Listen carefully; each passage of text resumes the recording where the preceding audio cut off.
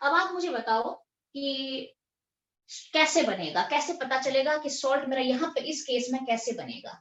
NH4OH बना दिया, मैंने आपको बताया है कि पहला वाला जो होता है ना किसी भी सॉल्ट का, यूजुअली से लिखा जाता है। आप कभी बोलते हो क्या ये एसिडिक है? यस यस यस, सेम सब यस। अच्छा, जैसे आप बोलते हो, आप कभी ClNA बोलते हो? नहीं बोलते हो। आप क्या बोलते हो? NaCl बोलते हो। आप BRH बोलते हो कभी? नहीं बोलते। ये सब ख्याल आपका सॉलिड हो गया, मैं आपको उसमें चलती हूँ लेके चलती हूँ। KBr है, BR के आप नहीं बोलते हो। ये ऐसे बनाया ही गया है कि हम पहले जो पार्ट होता है ना, that is I mean generated from a base. पहला वाला जो है ना वो बेस से आता है, और सेकंड वाला जो होता है वो एसिड से लिया जाता है।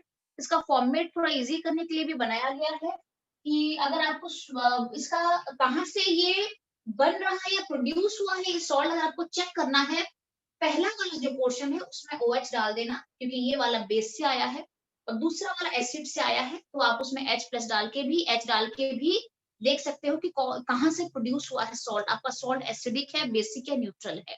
ठीक है, जैसे मैंने यहाँ पे लिया, पहला वाला जो मैंने कहा है वो बेस से आया होगा, मैंने उसके साथ OH डाल दिया। और दूसरा वाला जो है ये एसिड से आया है, पहला बेस, दूसरा एसिड। NaCl कहते हैं हम ना, Cl Na नहीं कहते हैं। पहला बेस से आया है, दूसरा वाला एसिड से आया है। कुछ भी आप ले लो, NaNO2 ले लो, पहला बेस से आया है फर्स्ट, एंड सेकंड वो डेफिनेटली एसिड से आया है। उस तरीके से आप उसे ब्रेक करके भी कर सकते हो। तो NH4NO3 जो है ना, ये बेस से आया है। देख लेते हैं कौन से बेस से आया है। NH4OH से आया होगा डेफिनेटली। ये एसिड से आया है, कहां से, कौन से एसिड से आया है? HNO3 से आया होगा एसिड, अगर मैं लूं तो।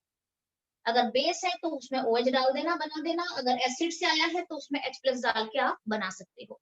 यहाँ पे आपको डिसाइड ये करनी है, जैसे आपने बता दिया स्ट्रॉन्ग, और अगर दोनों स्ट्रॉन्ग होंगे, strong base strong acid neutral, strong base strong acid salt हो गया neutral, strong base weak acid salt हो गया बेसिक सॉल्ट। बेसिक सॉल्ट क्यों हुआ? क्योंकि बेस स्ट्रॉन्ग है, इसीलिए बेसिक सॉल्ट हो गया।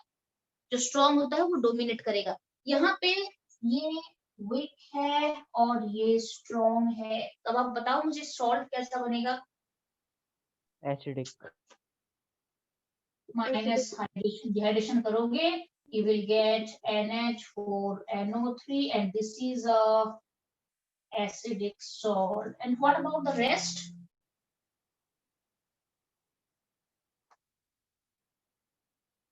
What about the rest?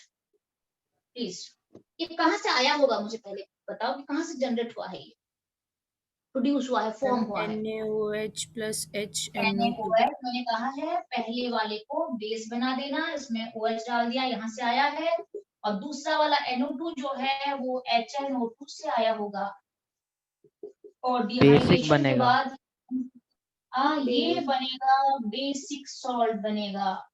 बहुत अच्छा, ये स्ट्रॉन्ग बेस है, और ये वैसे तो ये भी वीक एसिड बहुत ज्यादा नहीं है।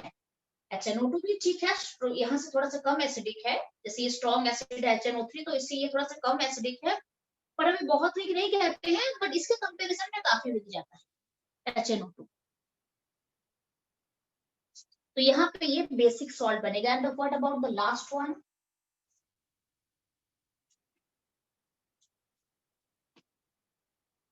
What about the last one? Comparison होता है ना कि दोनों के बीच में स्ट्रॉन्ग कितन कौन है और वीक कौन है, उसके हिसाब से बेसिक। ये बनेगा KOH से बना है और HF से बना है। तो ये है स्ट्रॉन्ग बेस और ये हो गया weak acid. HF is not that strong, HF थोड़ा वीक हो जाता है। तो अब हम इसमें क्या लिखेंगे? ये डिहाइड्रेशन के बाद मुझे देता है, इसको दे देगा KF दे देगा, जो कि बेसिक सॉल्ट है। एक मिनट, हाँ थोड़ा सा मुझे ये वाला चेक करना है, जस्ट वेट।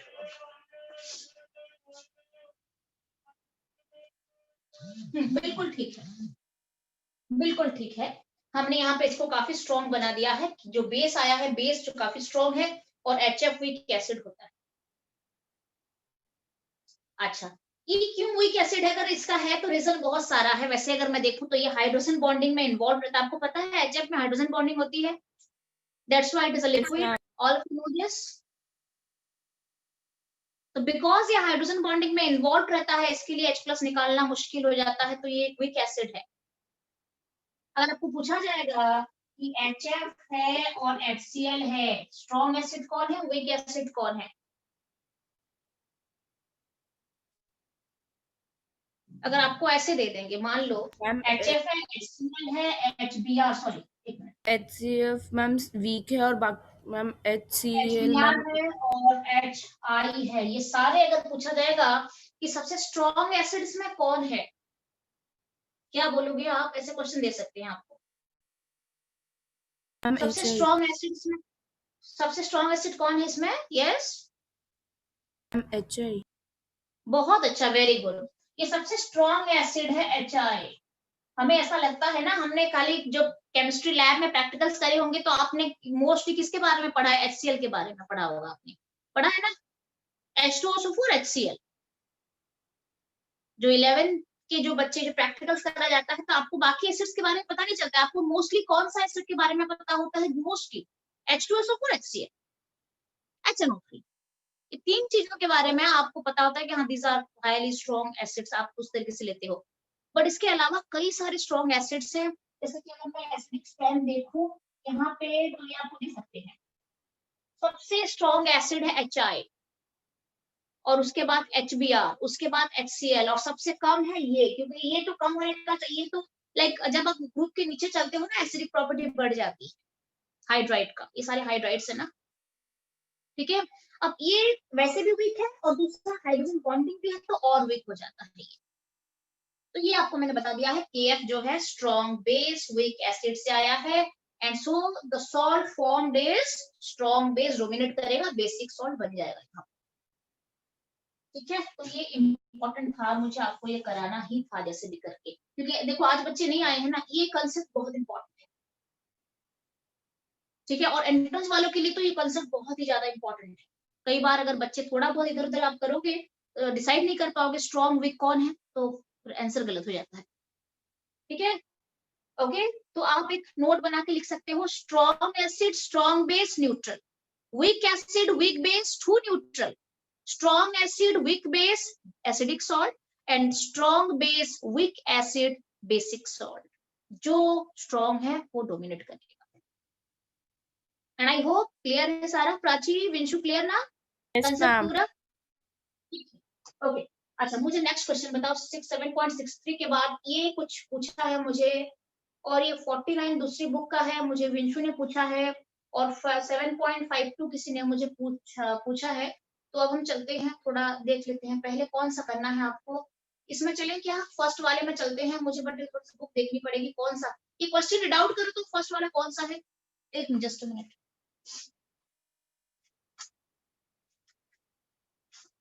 मुझे क्योंकि ये एनसीईआरटी का नहीं है ना, इसलिए बोल रही हूँ।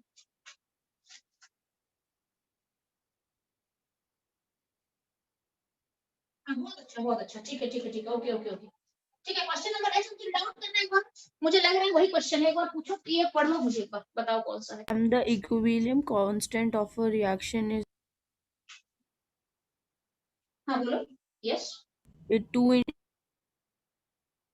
into 10 to the power minus 3 at 25 Celsius and 2 into 10 to the power minus 2 at 50 Celsius is the reaction endothermic or exothermic?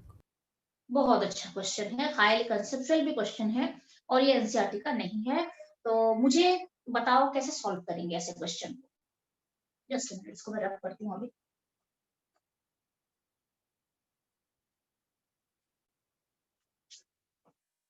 जितना हो गया, बाकी आप फिर, ये मैं रख कर रही हूँ बच्चे, हाँ बताओ आप सबने अगर करा है तो आपने कैसे सॉल्व करा इस क्वेश्चन को।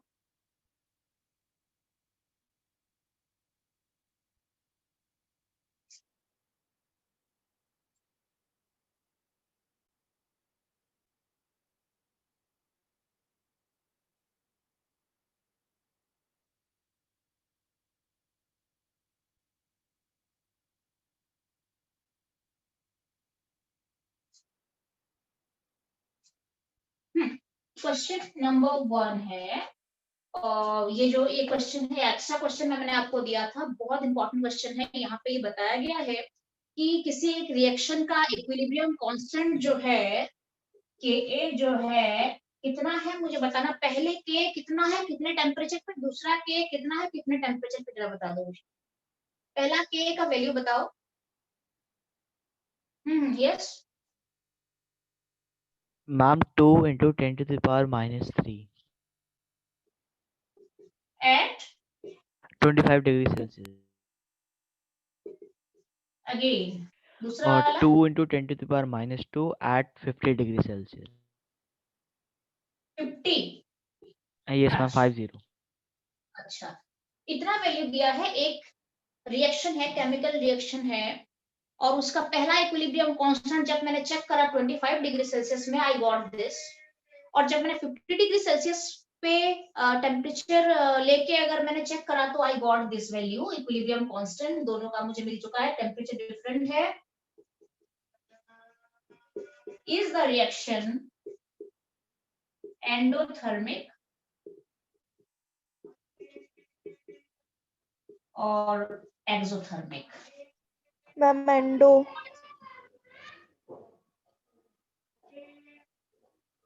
मैम एंडो होगा ना? हाँ हाँ, एंडो होगा। बहुत अच्छा, क्यों होगा बताओ? मैम क्योंकि मैम टेम्परेचर इंक्रीज होने से वो कांस्टेंट भी इंक्रीज होगा, के इंक्रीज होगा।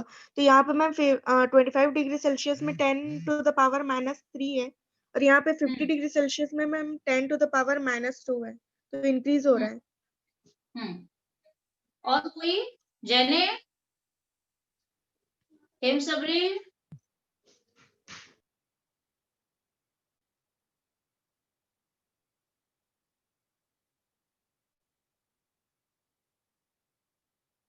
Yes yes. जैने आज है नहीं क्या? हेम सबरी? अच्छा चलो मैं आपको बता देती हूँ। बेसिकली मैंने आपको एक बार कहा था कि इक्विलिब्रियम कांस्टेंट जो होता है वो किसी के ऊपर डिपेंड नहीं करता है, ना प्रेशर के ऊपर, ना वॉल्यूम के ऊपर, ना कंसंट्रेशन के ऊपर, किसी के ऊपर इसकी वैल्यू डिपेंडेंसी नहीं रखता है। एक चीज के ऊपर डिपेंड रखता है, जो कि टेम्परेचर। क्लियर है? एक ही चीज के ऊपर के equilibrium constant only depends on temperature. अच्छा, अब ये टेम्परेचर के साथ डायरेक्टली हो रहा है या इनवर्सली प्रोपोर्शनल हो रहा है, ये मुझे क्या बताता है? मुझे टाइप ऑफ रिएक्शन बताता है। अगर एंडोथर्मिक रिएक्शन है और endothermic reaction Ka is proportional to temperature, concept ले लो आप। For exothermic reaction Ka is inversely proportional to temperature। आपको मैंने ये ली चैटलियर्स प्रिंसिपल में भी पढ़ाया था आपको कि अगर रिएक्शन एंडोथर्मिक होता है तो टेम्परेचर के बढ़ने के साथ साथ Ka बढ़ता है, डायरेक्टली प्रोपोर्शनल है। और अगर रिएक्शन एक्सोथर्मिक होता है तो टेम्परेचर के बढ़ने के साथ साथ Ka घटता है, इनवर्स रिलेशन है। This is based on Le Chatelier's principle, आपको पढ़ाया था मैंने, ठीक है? तो ये प्लीज नोट डाउन कर लो, बहुत इंपॉर्टेंट ये कंसेप्ट है, ये आपको हेल्प करेगा आगे भी। और अब आप यहाँ पे चेक करो कि टेम्परेचर मेरा बढ़ा है या घटा है। बढ़ा है टेम्परेचर।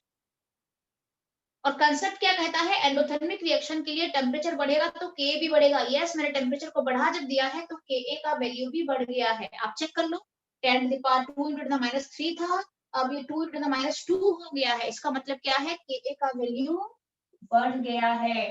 टेम्परेचर बढ़ने के साथ साथ Ka का वैल्यू भी बढ़ चुका है। इसका मतलब क्या है? रिएक्शन जो है वो मेरा एंडोथर्मिक रिएक्शन है। All clear? Yes. आगे बढ़े, आगे बढ़े, ठीक है? ओके, डन है सबका? अच्छा, तो ये हेमसबरी का डाउट था, क्लियर है हेमसबरी? आगे चलते हैं 49 पे चलते हुए। कौन सा 49 है? जब आप ये बोल रहे हैं कि एनसीईआरटी का नहीं है बोल रहे हो तो मुझे क्वेश्चन एक बार डाउट करना। मैम बाद वाला है। हम अभी देखना पड़ेगा, दूसरे बुक से देखिए। कोई एक बच्चा मुझे एक बार पढ़ के सुना दो। अगर एनसीईआरटी Yes, का होगा ना ma'am. तो ये 7 Calculate the pH. Calculate the pH of a solution formed by mixing equal volumes of two solution A and B of a strong acid having pH हाँ 6 and pH 4 respectively. बहुत अच्छा question है। In fact अगर मैं आपको बताऊं तो entrance में आपको ऐसे क्वेश्चन देंगे करने के लिए, ठीक है। अच्छा तो मुझे बताओ ये क्वेश्चन जो है, क्वेश्चन अब समझ गई हूँ क्वेश्चन जो है मैं बिल्कुल समझ गई हूँ। एंड आई थिंक इसको अगर आपने ये कर लिया है तो इसे रब कर लो क्या? Yes ma'am. Yes, Yes, ma'am. ma'am.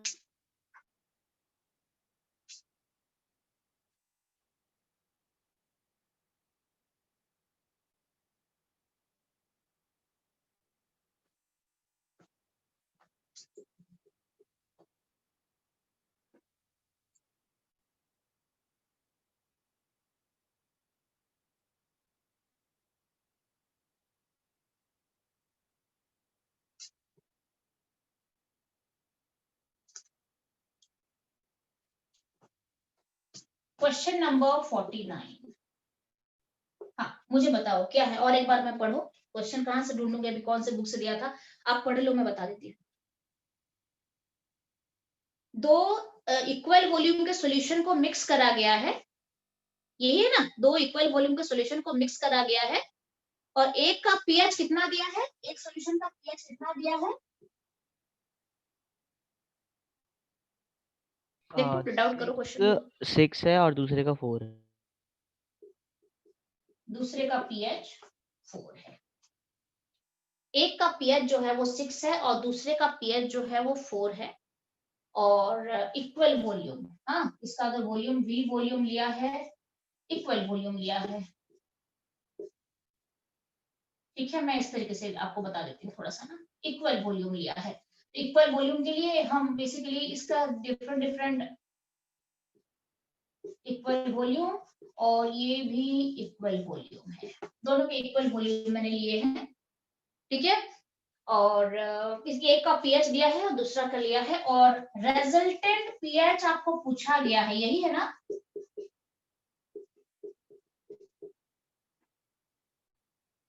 Mix करने के बाद जो Yes, नेट ma'am. पीएच या रिजल्टेंट पीएच है ना, यही पूछा गया है आपको, ठीक है। तो रिजल्टेंट आपको पीएच पूछा गया है। ऐसे क्वेश्चन को हम कैसे सॉल्व करेंगे, ठीक है, बहुत अच्छा है। किसका डाउट था, ये क्वेश्चन नंबर 49 आई थिंक ये इसका डाउट है, किसका, विंशु का डाउट है आई थिंक, है ना, विंशु का डाउट है। हेमसवरी तुम ट्राई कर सकते हो। हो गया मैम। हो गया,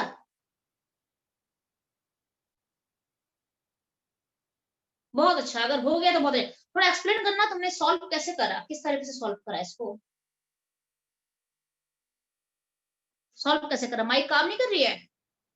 हो गया, जैने एक्सप्लेन करेगा, अभी एक्सप्लेन करेगा। जैने बहुत दिनों से तुम्हारी माइक काम नहीं कर रही है। यस जैने,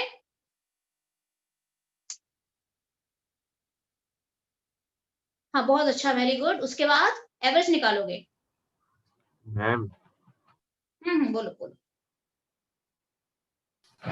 मैम पहले कंसंट्रेशन निकाली दोनों की मैम और वॉल्यूम को 1 1 मान लिया मैम, फिर उसके बाद एवरेज कंसंट्रेशन निकाल के पीएच निकाल दिया। पीएच, बहुत अच्छा। तो ऐसे क्वेश्चन आपको दे सकते हैं, ठीक है, क्लियर है, ये क्वेश्चन आपको दे सकते हैं। सीबीएसई में डाउट लग रहा है बट कोई भरोसा नहीं है, सीबीएसई वाले भी आपको ये क्वेश्चन दे सकते हैं। सिंपल क्वेश्चन है। कई बार बच्चे क्या करते हैं, इक्वल वॉल्यूम जब देते हैं तो वो क्या करते हैं ना, डायरेक्टली पीएच को प्लस कर देते हैं और बाई 2 करके आंसर लिख देते हैं। दो पीएच, दो सॉल्यूशन इक्वल वॉल्यूम का लिया गया है, दोनों का पीएच गिवन है और मुझे रिजल्टेंट पीएच जब मांगा जाता है तो गलती बच्चे कहाँ पे करते हैं, देख लो यहाँ पे। वो क्या करते हैं, दोनों के पीएच को प्लस करते हैं और बाई 2 करके निकाल देते हैं 5, मतलब नेट रिजल्टेंट का जो पीएच है वो 5 है, और ये गलत है, ऐसे नहीं निकालेंगे इसको। मैम H ठीक है, प्लस निकालेंगे ना पहले।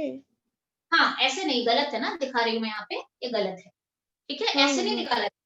हाँ 6 + 4 जो है बाई 2 करेंगे तो बच्चे ये यूजुअली गलती करते हैं, यहाँ पे 5 है, अगर आ गया मेरा रिजल्टेंट की जगह आप लिख के आओ तो गलत है, क्योंकि पीएच एडिटिव नहीं होता है। डायरेक्टली पीएच अगर मैं निकालने की कोशिश करूं कहीं पे भी, that is not additive. Clear है? तो यहाँ पे मुझे सबसे पहले यहाँ से H प्लस का कंसंट्रेशन निकालना है। मेरे पास दो सॉल्यूशन पड़े हैं, pH 6 है और दूसरा pH 4 का है। दोनों का कंसंट्रेशन मुझे निकालना है पहले। तो यहाँ से H प्लस का कंसंट्रेशन कैसे निकलेगा? फॉर्मूला आपको पता है, antilog of minus pH। Yes, ठीक है। तो हम ले लेंगे एंटीलॉग ऑफ -6। तो ये क्या आता है? 10 to the power -6। ठीक है, यहां तक क्लियर है कि नहीं? बोलो। pH 6 है तो मुझे लेना है antilog of minus pH। H plus निकालने के लिए यूज करा जाता है फॉर्मूला, आपको पता है फॉर्मूला मैंने लिखवाया है पहले। pH जो होता है H प्लस के लिए क्या करते हैं? Antilog of minus pH। तो -6 लेंगे यहाँ पे, तो दिस इज 10 का -6। इसका आ गया, रख लेते हैं इसको, यहाँ पे निकालते हैं antilog of minus pH again, और माइनस pH के लिए मैं डाल दूंगी antilog of -4। This is equal to 10 to the power -4। और डेफिनेटली कंसंट्रेशन मोल पर लीटर में रहता है। दोनों कंसंट्रेशन मिल गया है। पहले सॉल्यूशन का कंसंट्रेशन इतना था, दूसरे सॉल्यूशन का कंसंट्रेशन इतना था। अब दोनों को मैंने इक्वल वॉल्यूम में जब मैंने मिक्स कर दिया है, तो net concentration, net H plus concentration कैसे निकलता है? दोनों को प्लस करके डिवाइड करो 2 से। डिवाइड 2 से क्यों करा गया है? क्योंकि मेरा इक्वल वॉल्यूम लिया गया है। ठीक है, दोनों का इक्वल वॉल्यूम लिया है, तो मैं क्या करूंगी? 10 to the power -6 plus 10 to the power -4 by 2 करूंगी। तो मेरा नेट H प्लस का कंसंट्रेशन आ जाएगा इससे। इस सॉल्यूशन के अंदर H प्लस कितने मिलेंगे, कितने आपको अवेलेबल हैं, वो आ जाएगा यहाँ से। -6 -4 इज इक्वल बाय 2 कर लेंगे। इसका आंसर कैसे निकालोगे आप? अब आपने मैम वॉल्यूम को 1 ही लिया है ना? हाँ, वही बात है ना। आप x लो, कुछ भी लो, इक्वल वॉल्यूम के लिए आप x लो, आप 1 लो, आप कुछ भी लो, आप 100 मिलीलीटर 100 मिलीलीटर लो। रिजल्टेंट जो आएगा क्या आएगा? कंसंट्रेशन को प्लस करके बाय 2 कर दो। जस्ट मिनट, आप अभी इसे कैलकुलेट करो और मुझे बताओ आंसर क्या आ रहा है।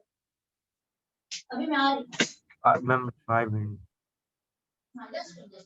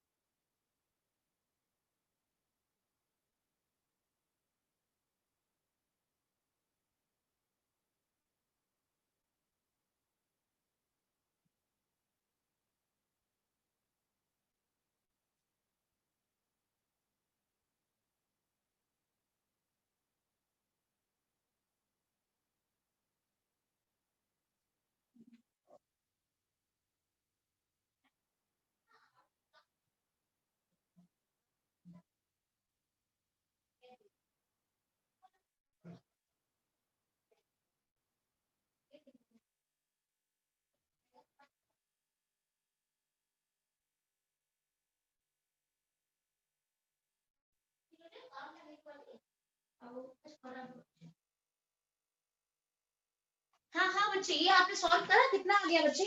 उसके बाद हम देखते हैं। मैम 0.005।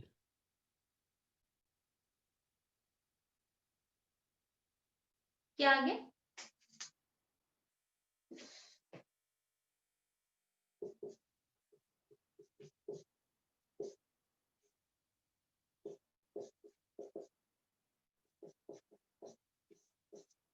कितना आ गया आपका ये? 50 ले लो चलो। कितना आ गया देखना ये थोड़ा सा।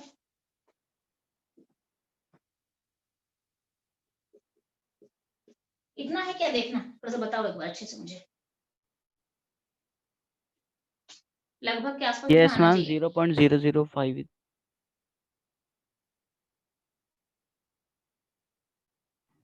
एक minute just.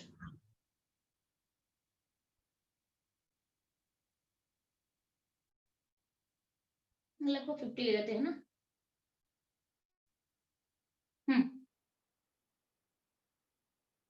Is this the answer? आप चेक करो। 5 × 10⁻5 के आसपास आएगा ये। मैम यही यही है मैम, अगर डिवाइड अच्छा। करेंगे तो अगर आप 0.005 आ नहीं, अगर डिवाइड कर दोगे ना आप तो 0 पॉइंट, वो तो बहुत लंबा आएगा, 0.00005 आएगा, 4 0 के बाद आएगा। यस मैम तो मैंने यही किया। हाँ ठीक है, हेमसबरी भी ठीक बोल रहा है। उसने कहा कि 5.05 आएगा, पर चलेगा उतना चलेगा हेमसबरी। ये लिखेंगे तो कोई गलत नहीं है, बिल्कुल सही। मैंने यहाँ पे राउंड ऑफ कर दिया है, वो चलेगा, डन है। इतना माइन्यूट जाना भी मुश्किल है, आप ऐसे सॉल्व कर सकते हो।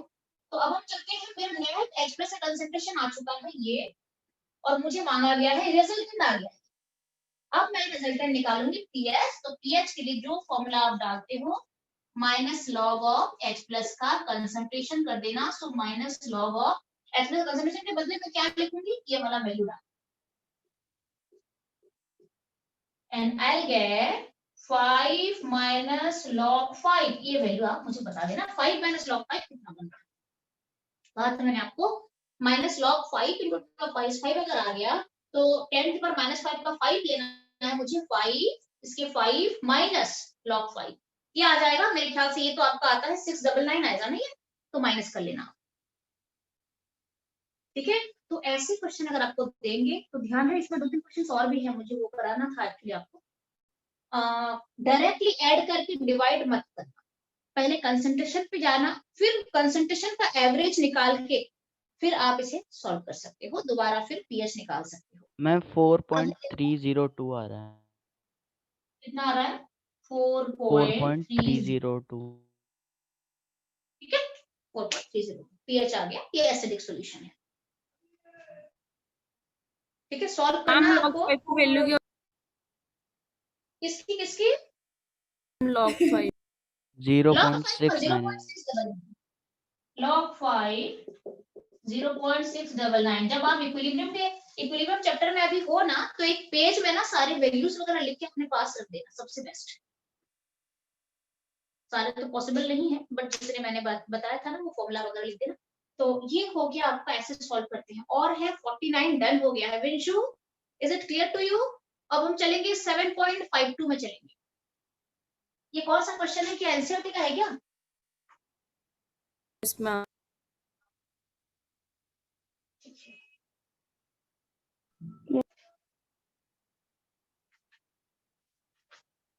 शायद आपको और भी क्वेश्चन दिए थे, कुछ क्वेश्चन दिए थे आपको। मैंने क्वेश्चन दिया था कि calculate the pH of 0.4 gram of NaOH dissolved in water to give 200 ml solution, दिया था ये।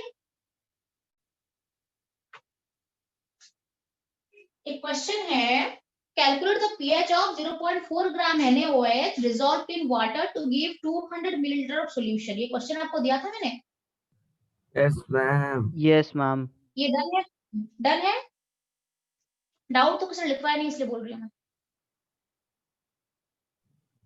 हो गया। डन है ना ये? मैम क्वेश्चन मेरे नंबर लिए 2, मैम करा दो एक बारी। क्योंकि ये आप सब इजी है। ऐसे क्वेश्चन मैंने सीबीएसई क्लास में भी कराया था, पिछली क्लास आपको, कि अगर हम ऐसे क्वेश्चन को सॉल्व कैसे करते हैं। Calculate the pH of 0.4 gram of NaOH dissolved in water to give 200 ml of solution। अच्छा ठीक है, तो अब आप मुझे ये क्वेश्चन मैं सॉल्व करा देती हूँ। अच्छा विंशु, अच्छा कितने बच्चों को इस क्वेश्चन पे डाउट है?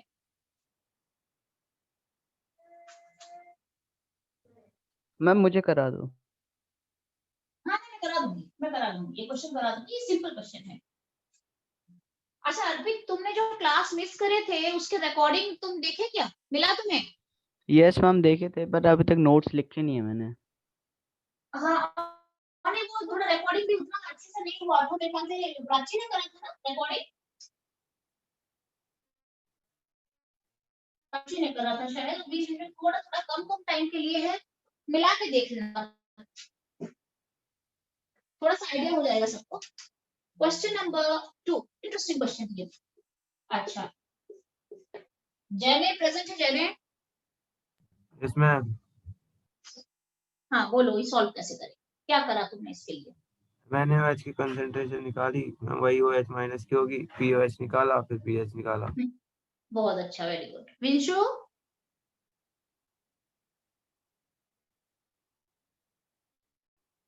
विंशु प्रेजेंट है? Yes ma'am. यस हाँ विंशु, तुमने कैसे सॉल्व करा?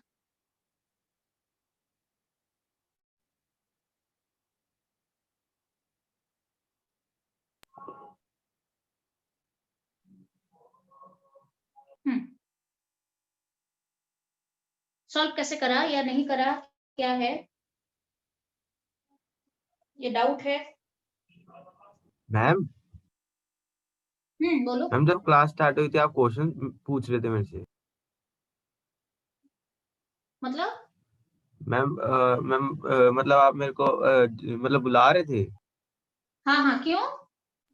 मैम मैंने स्पीकर वो ऑफ करके मैम क्वेश्चंस कर रहा था यही वाले। अच्छा ठीक है, कोई बात नहीं, मैं पूछ रही थी तुम्हारी माइक क्यों काम नहीं कर रही है, पूछ रही थी। अच्छा, calculate the pH of 0.4 gram of NA was dissolved in water to give 200 ml solution। विंशु तो नहीं बता पाई, देख लो विंशु मैं यहाँ पे करवा रही हूँ, और प्राची भी बता पाएगी ये, प्राची? मैम अभी TI क्वेश्चन हाँ चलो मैं करा देती हूँ, कोई बात नहीं, मैं करा देती हूँ, कभी मैं नहीं करवा दिया। ऐसे क्वेश्चन 100% क्लास में ही आपको दिया जाएगा, एग्जाम में बहुत सिंपल क्वेश्चन ये देने का चांसेस है। मुझे पूछा गया है pH निकालना है 0.4 ग्राम NaOH dissolved in water, dissolved in 200 milliliter of solution। आपको बोला गया है pH निकालो। How will you find out the pH? सबसे पहले ये तो मुझे मोल पर लीटर में मिला नहीं है ना, ये मुझे मिला है ग्राम एनए। pH के लिए तो मुझे कंसंट्रेशन चाहिए जो कि मुझे मोल पर लीटर में चाहिए। सबसे पहला pH निकालने के लिए मुझे H+ का कंसंट्रेशन चाहिए, और वो भी मोल पर लीटर में चाहिए, और फिर मोलारिटी में चाहिए। मोलारिटी आप निकाल सकते हो, उसके बाद जाके मैं pH निकाल सकती हूँ। सबसे पहले मुझे इस सॉल्यूशन का मोलारिटी निकाल देनी है। और आपने मोल कंसेप्ट में पढ़ा है कि अगर ऐसे क्वेश्चन दिए तो मोलारिटी कैसे निकालोगे, आपने करा हुआ है। तो मोलारिटी कैसे निकालेंगे, कैसे निकालते हो मोलारिटी आप? Given mass by molar mass into 1000 by volume of solution in milliliter. याद आया आपको? Given mass by molar mass, given mass by molar mass, ये है आपका मोलारिटी का concept, molar mass into 1000 divided by volume in milliliter। Value डालो, पहले molarity निकालो। ऐसे अगर क्वेश्चन गिवन रहेंगे so molarity is equal to given mass 0.4 है, ओके। और NaOH सॉल्यूशन के लिए मोलर मास 40 हो जाएगा, 1000 ले लेंगे यहाँ पे, और वॉल्यूम ऑफ सॉल्यूशन मिलीलीटर में 200 गिवन है। यू कैन सॉल्व इट, आप इसे सॉल्व कर सकते हो। और ये क्या हो जाएगा मुझे बताओ आप, अगर मैं इसे सॉल्व करूं तो ये हो जाएगा 2/40 हो जाएगा, आई थिंक 0.142। 1/20 मोलैरिटी आ गया इसका।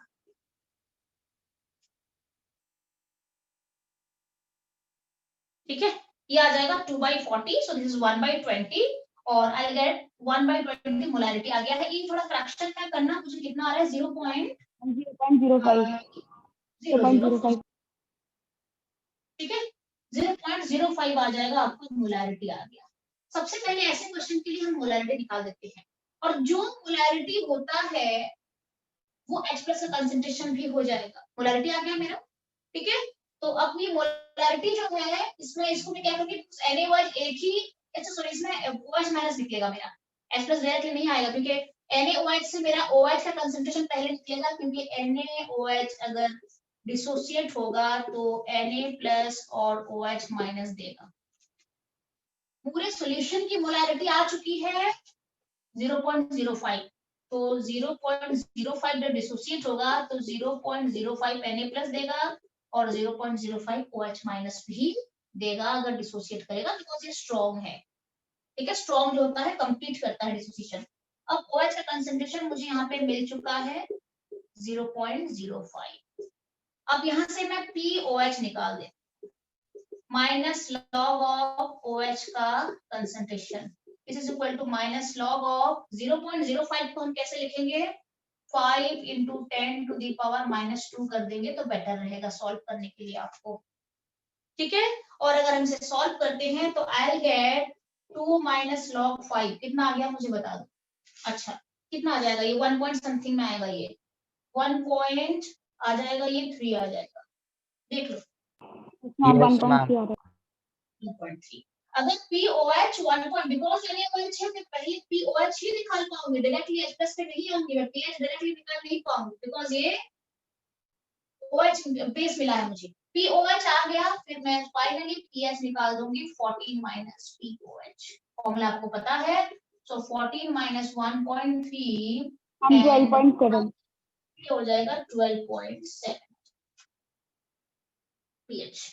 तो ऐसे क्वेश्चन के लिए सॉल्व भी ऐसे करा जाता है, पहले बेस है तो पहले मैं PaOH निकालूंगी, कैसे, पहले मोलैरिटी निकाल दूंगी, फिर वहां से OH का कंसंट्रेशन आ जाएगा, फिर POH निकालने के बाद फाइनली 14 से माइनस कर दूंगी, I will get pH of the solution. Ma'am entrance class में आप टेस्ट कैंसर दोगे ना? हाँ हाँ, टेस्ट दिया है तुमने कि नहीं दिया है? हाँ दे दूंगा अभी मैं 11 बजे मैम। दे दो, मैं छुट्टी करती हूँ, फिर आप लोग दो मैम, टेस्ट दो।